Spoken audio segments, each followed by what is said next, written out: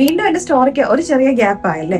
അതിന്റെ റീസൺ എന്ന് പറഞ്ഞു കഴിഞ്ഞിട്ടുണ്ടെങ്കിൽ മാർച്ച് മാസം എന്ന് പറയുമ്പോൾ എല്ലാവർക്കും അറിയാലോ നമ്മുടെ ഒരു ഫിനാൻഷ്യൽ ഇയർ എൻഡ് ആണ്. അപ്പൊ അതുമായിട്ട് റിലേറ്റ് ചെയ്ത് കുറെ സ്റ്റോക്ക് എടുക്കലും സ്റ്റോക്കിന്റെ അപ്ഡേഷനും സോഫ്റ്റ്വെയർ അപ്ഡേറ്റും അങ്ങനെയൊക്കെ ആയിട്ട് കുറെ കാര്യങ്ങളായിട്ട് തിരക്കായി പോയതുകൊണ്ടാട്ടോ. പിന്നെ എന്ന് പറഞ്ഞിട്ടുണ്ടെങ്കിൽ നമ്മുടെ സ്റ്റോറി നിൽക്കുന്നത് നമ്മുടെ മിംസ് ഹോസ്പിറ്റലിൽ അവിടുത്തെ ടീം ലീഡർ ആയിട്ട് ഞാൻ അങ്ങനെ സെലക്ഷൻ ആയി. ഞാൻ എപ്പോഴും ചിന്തിക്കാറുണ്ട്, വളരെ ഒതുങ്ങി കൂടി വളരെ സൈലന്റ് ആയിട്ടുണ്ടായിരുന്ന എന്നെ ഒരു സ്മാർട്ട് ആക്കിയിട്ട് അല്ലെങ്കിൽ കുറച്ചൊരു ആക്റ്റീവ് ആയിട്ടുള്ള ഒരാളാക്കി മാറ്റിയത് എന്റെ മിംസ് ഹോസ്പിറ്റലാണ്. മിംസ് എന്ന് പറയാൻ പറ്റത്തില്ല, എന്റെ പ്രീത മാഡം ആണ്. NICUവിന്റെ ഹെഡ് ആയിരുന്നു പ്രീത മാഡം എന്ന് പറയുന്ന ഡോക്ടറാണ്. ഒരുപാട് പേഷ്യൻസ് ഉണ്ടാകും, ഡോക്ടറിനെ അത്രയും റെസ്പെക്ടോടെ. ഞാൻ അന്നത്തെ ആ ഒരു വീഡിയോ ചെയ്തതിന്റെ താഴെ ഒരുപാട് പേഷ്യൻസ് ഉൾപ്പെടെ കമന്റ് ചെയ്തവരുണ്ട്, ഞങ്ങളെ കൊച്ചിന്ന് ജീവനോടെ ഇരിക്കുന്നത് പ്രീത മാഡം കാരണം എന്നൊക്കെ പറഞ്ഞു. കാരണം അതൊക്കെ എന്ന് പറഞ്ഞാൽ ഒരു ബ്ലസ്ഡ് ആണ് ശരിക്കും. നഴ്സുമാർക്കാണെങ്കിലും ഡോക്ടേഴ്സിനാണെങ്കിലും ശരിക്കും അതൊരു ബ്ലെസ്സിങ് തന്നെയാണ് ആ ഒരു കഴിവെന്ന് പറയുന്നത്. ഞങ്ങളിലൂടെയാണ് ഒരുപാട് പേരുടെ ജീവൻ. ഇനിയിപ്പോൾ ഞാനിപ്പോൾ ആ ഒരു പ്രൊഫഷൻ വിട്ടെന്ന് പറഞ്ഞാൽ പോലും എൻ്റെ ഉള്ളിൽ ഒരു നേഴ്സ് ഉണ്ട്.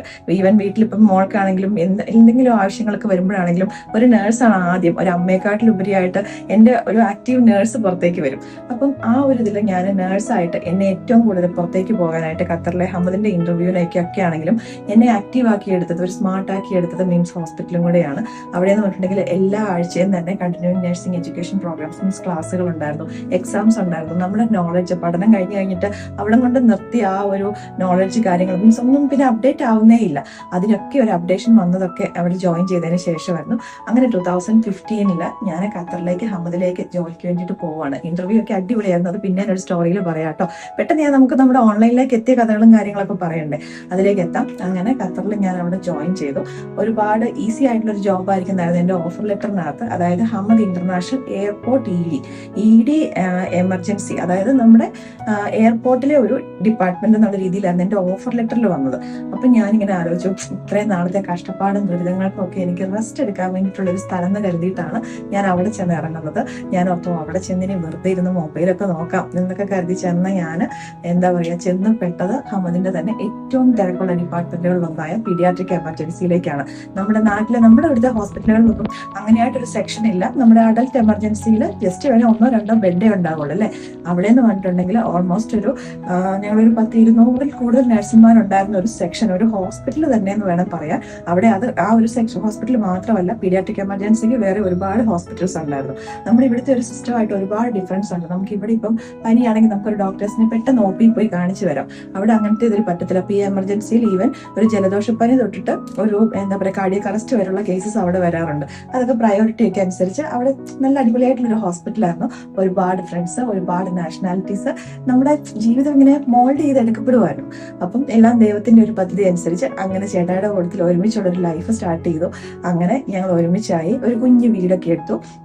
നമ്മളെപ്പോഴും പറയുമല്ലോ, നമ്മൾ ആദ്യമേ തന്നെ ചെല്ലുമ്പോൾ തന്നെ ഞങ്ങളെ ഖത്തറിലെ വീടും കാര്യങ്ങളൊക്കെ ഞാൻ ഇതിനകത്ത് ജസ്റ്റ് കാണിച്ചേക്കാം. ഞങ്ങൾ ആദ്യം അവിടെ ചെന്നപ്പം ഒരു സ്റ്റുഡിയോ അപ്പാർട്ട്മെന്റ്, അതായത് ഹോളെന്ന് പറയാനായിട്ടില്ല, ഒരു ബെഡ്റൂമും ഒരു കിച്ചണും കുഞ്ഞൊരു ബാത്റൂമും ഉള്ള കുഞ്ഞൊരു വീട്, അതായിരുന്നു ഞങ്ങൾ ആദ്യമായിട്ട് എടുത്തത്. കാരണം ഞങ്ങൾക്ക് അന്നേരം ഈ പറഞ്ഞ പോലെ സാലറിയും കാര്യങ്ങളൊക്കെ വെച്ച് നോക്കുമ്പോൾ ഞങ്ങൾ രണ്ടുപേരും തന്നെ ഉള്ളൂ. ഞങ്ങൾക്ക് രണ്ടുപേർക്കും അത് മതിയായിരുന്നു. കുഞ്ഞൊരു വീടൊക്കെ സെറ്റാക്കി ഞങ്ങൾ അവിടെ താമസം ആരംഭിച്ചു. അതിനുശേഷം പിന്നെ ഞാൻ പ്രഗ്നന്റ് ആയി. അത് കഴിയുമ്പോൾ പാരന്റ്സിനെയൊക്കെ കൊണ്ടുവരണമല്ലോ. അങ്ങനെ ഞങ്ങളൊരു 2 BHK മാറി. അതിനുശേഷം ഞങ്ങൾ പോരുന്നതിൻ്റെ ഒരു 3-4 വർഷം മുന്നെയാണ് ഞങ്ങളുടെ അവിടെ ഒരു വില്ല ഞങ്ങൾ എടുത്തത്. ഓരോ സാഹചര്യങ്ങളും കൊണ്ടാട്ടോ അങ്ങനെ ഒരു വില്ലയൊക്കെ ഞങ്ങൾ എടുത്തു. ഞങ്ങൾ നാട്ടിലെ ഒരു വീടിനെക്കാട്ടിലും അടിപൊളിയാക്കി ഞങ്ങൾ അവിടെ മാറ്റി. ഞങ്ങളുടെ വീട്ടിലൊക്കെ വരുമ്പോൾ എല്ലാവരും പറയായിരുന്നു, ഇത് ശരിക്കും നാട്ടിൽ ചെന്ന പോലെ ഉണ്ടല്ലോ. ലവ് ബേർഡ്സ് ഉണ്ടായിരുന്നു, മൊയിൽ ഉണ്ടായിരുന്നു, മീനുണ്ടായിരുന്നു. അങ്ങനെ ഗാർഡൻ എന്നൊക്കെ പറഞ്ഞു കഴിഞ്ഞിട്ടുണ്ടെങ്കിൽ ചെടികളും പൂക്കളും മീൻസ് അതേപോലെ പച്ചക്കറികളും എല്ലാം കൊണ്ട് അത്ര അടിപൊളിയായിട്ടുള്ള ഒരു വീടാക്കി ഞങ്ങൾ അതിനെ മാറ്റി. വീടിന്റെ ഇന്റീരിയർ ആണെങ്കിലും എല്ലാം എനിക്കതിനോട് ഭയങ്കര ക്രേസ് ഉള്ള ഒരു കാര്യമായിരുന്നു, ഹോം ഇന്റീരിയർ ഒരു ഡെക്കറേഷൻ ചെയ്യാന്നുള്ളത്. അപ്പം എന്താ പറയുക, ഫ്രീ ടൈം എന്ന് പറഞ്ഞിട്ടുണ്ടെങ്കിൽ അവിടുത്തെ ഡ്യൂട്ടി ടൈമിംഗ് എന്ന് പറഞ്ഞിട്ടുണ്ടെങ്കിൽ 6 to 2, 2 to 10, 10 to 6 എന്നുള്ള രീതിയിലായിരുന്നു. ചേട്ടായി ഓഫീസിൽ നിന്ന് വരണമെങ്കിൽ ഓൾമോസ്റ്റ് ഒരു അവിടുത്തെ ടൈം 5:30 ഒക്കെ ആകും. അപ്പൊ ഒരു 3-3.5 മണിക്കൂർ, ചിലപ്പോൾ 4 മണിക്കൂറോളം എനിക്ക് ടൈം കിട്ടുമായിരുന്നു. അപ്പൊ അന്നേരമൊക്കെ എന്റെ സമയം മൊത്തം ഓൾമോസ്റ്റ് ഞാൻ ചെലവഴിക്കുന്നത് ഒന്നെങ്കിൽ ഈ പറഞ്ഞ ഗാർഡനിങ്, അതല്ലെങ്കിൽ ഈ പറഞ്ഞ പോലെ എന്തെങ്കിലുമൊക്കെ ആർട്ട് വർക്ക്. എനിക്ക് അങ്ങനെ വലിയ കഴിവൊന്നുമില്ല, പക്ഷെ എന്നാലും അതിനകത്തൊക്കെ കുറച്ച് ഇൻട്രസ്റ്റഡ് ആയിരുന്നു. അങ്ങനെ അപ്പൊ അന്നേരമൊക്കെ എൻ്റെ ഉള്ളിൽ ഈ പറഞ്ഞ പോലെ എന്തെങ്കിലും, ഞങ്ങൾ കല്യാണം കഴിഞ്ഞ് കഴിഞ്ഞിട്ട് ചേട്ടായി പുറത്താകുന്ന സമയത്തിന് ഞങ്ങൾ ഓൾറെഡി തീരുമാനിച്ച കാര്യമായിരുന്നു, ഞങ്ങൾക്ക് ഈ നാട്ടുകാര് വീട്ടുകാരെന്നൊക്കെ പറഞ്ഞ് കുറച്ച് അറ്റാച്ച്മെന്റ് കൂടുതലുള്ള ഒരു ആൾക്കാരാണ്. ബിക്കോസ് നാട്ടിലെ ഓരോ ഫംഗ്ഷൻസ് ഒക്കെ ഞങ്ങൾക്ക് അവിടെ ഇരുന്ന് മിസ് ചെയ്യുമ്പം കസിൻസും എല്ലാവരും കൂടെ അടിച്ചു പിടിക്കുന്നൊക്കെ കാണുമ്പോൾ നമുക്ക് പോകാൻ പറ്റിയില്ലല്ലോ എന്നൊക്കെ ശരിക്കും സങ്കടം വരുമായിരുന്നു. അപ്പൊ എന്നാലും ഞങ്ങൾ ആഗ്രഹിക്കുമായിരുന്നു കുറച്ച് പൈസ ഉണ്ടാക്കിയിട്ട് ഒരു കുറച്ച് വർഷം കഴിഞ്ഞ് കഴിയുമ്പോഴത്തേക്കും ഞങ്ങൾക്ക് നാട്ടിൽ പോയി സെറ്റിൽ ആവണം. ഞങ്ങളുടെ ഒരു വലിയ സ്വപ്നമായിരുന്നു നാട്ടിൽ ജീവിക്കുക എന്നുള്ളത്.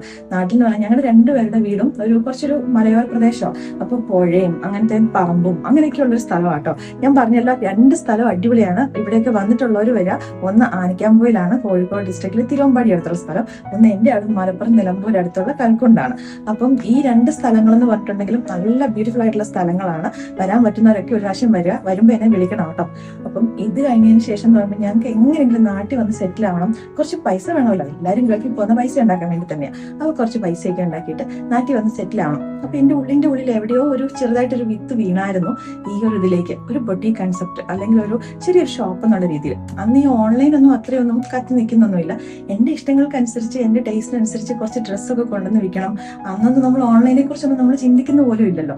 അപ്പൊ അങ്ങനെയൊക്കെ പ്ലാൻ ഇട്ടിരുന്ന സമയത്ത് 2020 ഒക്കെ ആയപ്പോഴത്തേക്കും ഞങ്ങൾ ചെറുതായിട്ട് പ്ലാൻ ഇട്ടു, നമുക്ക് നിർത്താനായെന്ന് തോന്നുന്നു എന്നുള്ള രീതിയിൽ. അങ്ങനെ ഞങ്ങള് കോവിഡ് ഒക്കെ കഴിഞ്ഞ് ഇതായിട്ടിരിക്കുന്ന സമയത്ത് ഞങ്ങളിങ്ങനെ ആലോചിച്ചു നാട്ടിൽ പോയാലോ നിർത്തിയാലോ എന്നൊക്കെ. വീട്ടിൽ ചെറിയ രീതിയിലൊന്ന് അവതരിപ്പിച്ചു. 2 വീട്ടിൽ നിന്നും ഭയങ്കര എതിർപ്പായിരുന്നു കേട്ടോ. എതിർപ്പെന്നൊന്നും പറഞ്ഞാൽ പോരാ, കാരണം ഓൾമോസ്റ്റ് ഇപ്പൊ പറയുകയാണെങ്കിൽ ഞാൻ അവിടുന്ന് പോരുമ്പം ഞങ്ങളുടെ ആ വീടൊക്കെ ഞങ്ങൾ എടുത്തത് കൊണ്ട് തന്നെ ഞങ്ങളെ 2 പേരെ സംബന്ധിച്ച് ഓൾമോസ്റ്റ് ഒരു 5 lakhിൽ കൂടുതൽ ഞങ്ങളെ സേവിങ്, എല്ലാ ചെലവും കഴിഞ്ഞായിട്ടെന്ന് പറഞ്ഞ പോലെ ഞങ്ങൾക്ക് സേവിങ് ഉണ്ട്. അപ്പൊ അത്രയൊക്കെ സാലറി കിട്ടുന്നവര് ആ ജോലി വിട്ടിട്ട് വരിക എന്ന് പറഞ്ഞാൽ മീൻസ് വീട്ടുകാരും നാട്ടുകാരെയും ഒക്കെ സംബന്ധിച്ച് റിലേറ്റീവ്സിനെ സംബന്ധിച്ച് ഇത് കൂടുതലൊന്നും ഈ ഒരു ഏജിൽ സെറ്റിൽ ആവാനായിട്ട് വേറെ ഒന്നും വേണ്ട. നാട്ടിൽ വന്ന് സക്സസ് ആവോ ഇല്ലെന്ന് ഒരു ഉറപ്പും ഇല്ലാത്തൊരു ബിസിനസ് സ്റ്റാർട്ട് ചെയ്യാനും കൂടെയാണ് പോകുന്നത്. അപ്പം പ്രത്യേകിച്ച് കോവിഡ് ഒക്കെ വന്ന് ഈ നാട്ടിലത്തെ ബിസിനസ് ഒക്കെ ആകെ തകർന്ന് തരിപ്പണമായിട്ടിരിക്കുന്ന ഒരു സമയം കൂടെയായിരുന്നു. അപ്പൊ 2 വീട്ടിൽ നിന്നും ഭയങ്കര എതിർപ്പായിരുന്നു. പക്ഷെ ഞങ്ങൾ 2 പേരും മനസ്സിൽ ഉറച്ച് തീരുമാനം എടുത്തായിരുന്നു. ആദ്യത്തെ എന്റെ ഇന്റർവ്യൂയുടെ കാര്യം ഞാൻ പറഞ്ഞില്ലേ, ഈ പറഞ്ഞ പോലെ അവിടെ ലോക്കൽ ഇതിൽ കയറാതെ തിരിച്ചു നാട്ടി വന്ന് ഞങ്ങളുടെ ഡിസിഷൻസിനകത്ത് എപ്പോഴും പ്രാർത്ഥിച്ചിട്ട് എടുക്കുന്ന തീരുമാനങ്ങളായിരുന്നു. ഞങ്ങൾ അതിൽ തന്നെ ഞങ്ങൾ ഉറച്ചു നിന്നു. ഞങ്ങൾ 2 പേരും കൂടെ തീരുമാനിച്ച് അങ്ങനെ 2021 ഞാൻ പ്രഗ്നന്റ് ആയി 3ാമത്തെ മോളെ. അപ്പൊ അതിനുശേഷം ഞാൻ ഈ പറഞ്ഞ പോലെ റെസിഗ്നേഷൻ കൊടുത്തു. മോളുടെ ഡെലിവറി ഡേറ്റ് ആയിരുന്നു റെസിഗ്നേഷന്റെ ലാസ്റ്റ് ഡ്യൂട്ടി വെച്ചിരുന്നത്. അങ്ങനെ 2022 മാർച്ച് 17 എന്റെ ലാസ്റ്റ് ഡ്യൂട്ടി കഴിഞ്ഞു. ലാസ്റ്റ് ഡ്യൂട്ടി കഴിഞ്ഞു പറഞ്ഞാൽ എന്റെ ഡെലിവറി ഡേറ്റ്. അങ്ങനെ ഞങ്ങൾ April 2 ഖത്തറിനോട് വിട പറഞ്ഞു.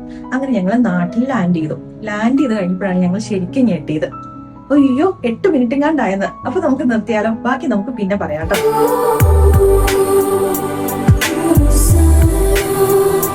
ഇന്നത്തെ നമ്മുടെ പ്രൊഡക്റ്റ് എന്ന് പറയുന്നത് എത്ര നേരമായിട്ട് നിങ്ങൾ ഈ ഡ്രസ്സിലേക്ക് നോക്കിക്കൊണ്ടിരിക്കുക അല്ലെ.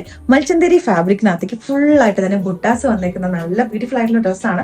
വേറെ കളർ ഷെയ്ഡ്സിലേക്ക് കൂടെ നമ്മൾ അവൈലബിൾ ആക്കിയിരിക്കുന്നുണ്ട്. എന്റെ ഫേവറേറ്റ് ഷെയ്ഡ് എന്ന് പറഞ്ഞാൽ ഈ ഒരു റെഡ് അല്ലെ ഒരു റെഡിഷ് മെറൂൺ ഷെയ്ഡ് ഞാൻ ആദ്യം എടുത്തിട്ടതേ ഉള്ളൂ കേട്ടോ. ഇപ്പൊ ഒരു ട്രെൻഡിങ് ആണ് ഈ ഒരു യോക്ക് പാറ്റേൺ എന്ന് പറഞ്ഞിട്ടുണ്ടെങ്കിൽ പിൻഡെക്സിനെ നമ്മൾ അങ്ങോട്ടും ഇങ്ങോട്ടും കൂടെ ഫോൾഡ് ചെയ്തിട്ട് നല്ലൊരു പേളിന്റെ ഹാൻഡ് വർക്കും കൂടെ കൊടുത്തേക്കുക. സ്ലീവ് ആണെങ്കിലും നമ്മളൊരു ഓഫ് ഷോൾഡർ കുറച്ച് ഇതായിട്ട് കൊടുത്തിട്ട് താഴേക്കായിട്ട് ഒരു പടിയും കൊടുത്ത് കുറച്ച് ഗ്യാദേഴ്സും കൊടുത്തിട്ടുണ്ട്. ആ നോർമൽ സ്ലീവിന് ഒരു ഡിഫറൻസ് വരാൻ വേണ്ടിയിട്ടാട്ടോ. വൺ സൈഡ് പോക്കറ്റും ഉണ്ട്.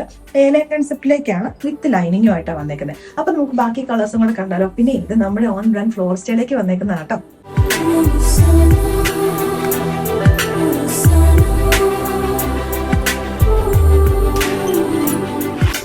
ഇതെല്ലാം നമുക്ക് വേണമെങ്കിൽ ഒരു സെമി പാർട്ടി വെയർ ആയിട്ട് വേണമെങ്കിൽ യൂസ് ചെയ്യാൻ പറ്റുന്ന പ്രൊഡക്റ്റും കൂടെയാണ്. ഏതെങ്കിലും ഒരെണ്ണം ഇഷ്ടപ്പെട്ടുണ്ടെങ്കിൽ നമ്മുടെ വെബ്സൈറ്റിൽ അല്ലെങ്കിൽ നമ്മുടെ വാട്സാപ്പിൽ കൂടെ നിങ്ങൾക്ക് ഓർഡേഴ്സ് പ്ലേസ് ചെയ്യാവുന്നതാണ്.